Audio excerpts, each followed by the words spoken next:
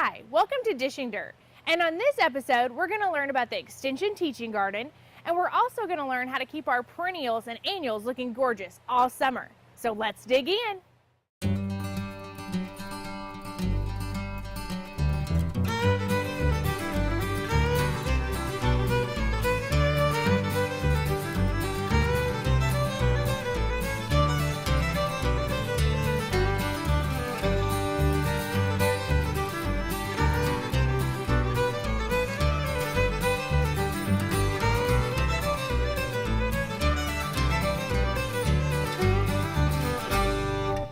Okay, one of the things I think is interesting that you just brought up was about deer and rabbit resistant. Does that mean that they're not going to eat them? Absolutely not. For instance, if we have a nice cold winter and you apply a deer repellent and you have a deer resistant plant and there's nothing for the deer to eat, they're going to find that plant because it's green and they're going to eat it. Okay, so we mentioned the deer and rabbit resistant plants, but we said even in certain conditions, if that's all they have to eat, they're going to eat that.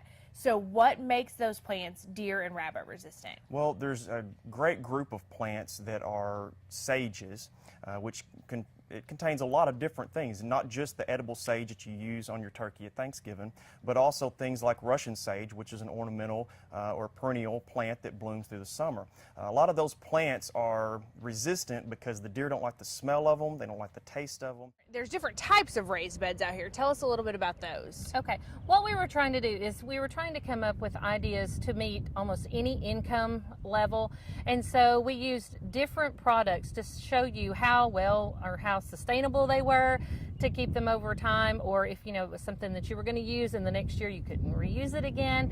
And so we used some things that maybe if you wanted to have a really nice beautiful garden, you could use the landscape blocks. If you weren't really interested in beauty but just wanted something that would work, you could use cinder blocks.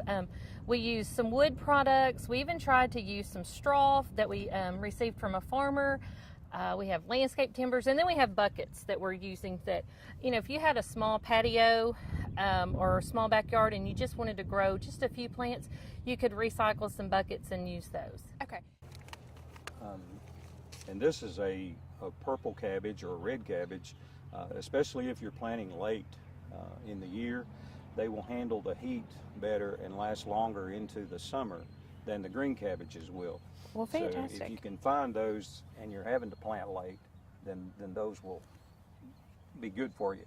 And if you'll put in your cabbage, then you can come back in around it with some smaller plants, because eventually this is going to use an area, this big. Okay. But right now, as it's growing, it's real slow to mature.